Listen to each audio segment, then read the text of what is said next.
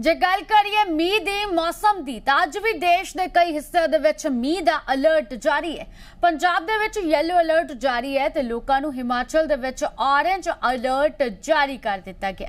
ਹਿਮਾਚਲ ਦੇ ਵਿੱਚ ਭਾਰੀ ਮੀਂਹ ਦੀ ਸੰਭਾਵਨਾ ਜਤਾਈ ਜਾ ਰਹੀ ਹੈ। ਹਿਮਾਚਲ ਦੇ ਵਿੱਚ ਮੌਨਸੂਨ ਦੀ ਬਰਸਾਤ ਨੇ ਪਿਛਲੇ 10 ਸਾਲਾਂ ਦਾ ਰਿਕਾਰਡ ਤੋੜ ਦਿੱਤਾ ਹੈ।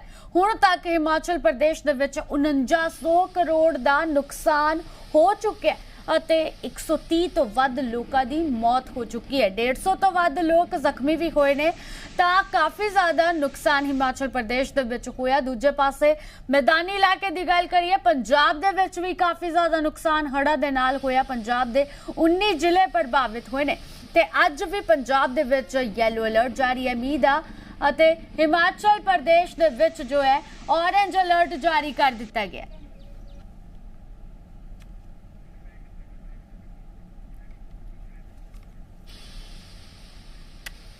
ਸੋ ਸਾਡੇ ਨਾਲ ਇਸੇ ਖਬਰ ਤੇ ਮਨਾਲੀ ਤੋਂ ਸਾਡੇ ਸਹਿਯੋਗੀ ਪੱਤਰਕਾਰ संदीप ਸਾਡੇ ਨਾਲ लाइव मौजूद ने। रुक करते हैं मनाली दा। संदीप, अगर बात की जाए, इस वक्त बताया जा रहा है कि हिमाचल प्रदेश में ऑरेंज अलर्ट जारी कर दिया गया है। मनाली में मौसम के क्या हालात बताए जा रहे हैं?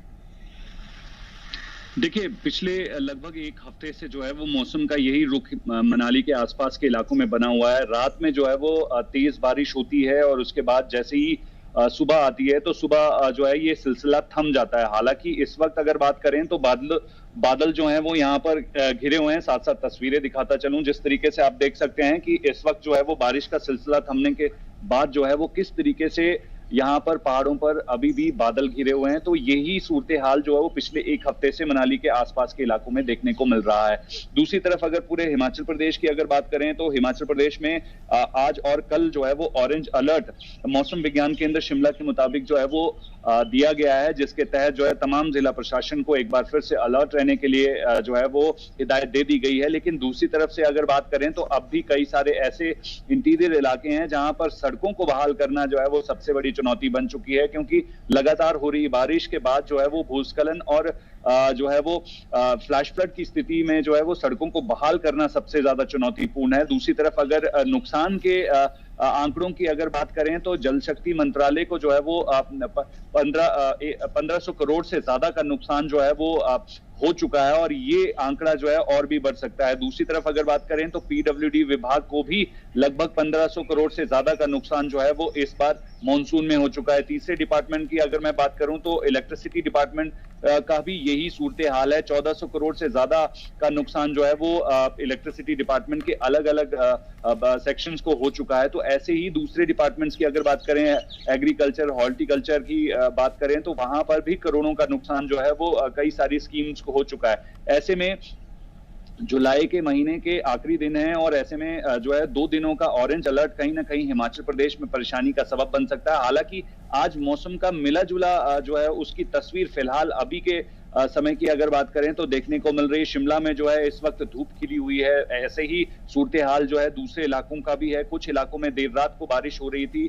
कुल्लू की अगर बात करें तो कुल्लू में भी कुछ यही मौसम का सूरत हाल है। पर जिस तरीके से आज की अगर फोरकास्ट की अगर बात करें तो आज हिमाचल प्रदेश में ऑरेंज अलर्ट जारी किया गया है, पर मौसम किस तरीके से आने वाले कुछ घंटों में अपना स्वरूप बदलेगा वो देखने लायक रहेगा। जी संदीप, अगर बात की जाए हिमाचल में अब तक काफी ज्यादा नुकसान हुआ है। पहले भी जो बाढ़ जैसी स्थिति यहाँ पे देखने को मिली है, इससे मतलब जो अभी सड़कें वो काफी ज्यादा क्षति उनको पहुंची थी। अब और कितनी सड़कें हैं जो बंद पड़ी हैं, कितनों को काम सही किया जा रहा है उनका? देखिए, पूरे हिमाचल प्रदेश की अगर बात करें तो 500 से ज्यादा ऐसी सड़कें हैं जो ग्रामीण इलाकों को जो है जोड़ती हैं। वहां पर अभी भी यातायात बहाल नहीं हो पाया है। दूसरी तरफ अगर नेशनल हाईवे की मैं बात करूं तो नेशनल हाईवे नंबर 5 जो है, जो किन्नौर को जो है हाईवे से जोड़ता है, वहां पर भी लगातार भूस्खलन, गिरती चट्टानें जो है वो परेशानी का सबब बन रही है इस हाईवे को खोलने के लिए। दूसरी तरफ अगर मैं बात करूं तो कुल्लू से मनाली को जोड़ने वाले नेशनल हाईवे नंबर 003 की स्थिति जो है वो 9 तारीख के बाद अब तक बंद चल रही है।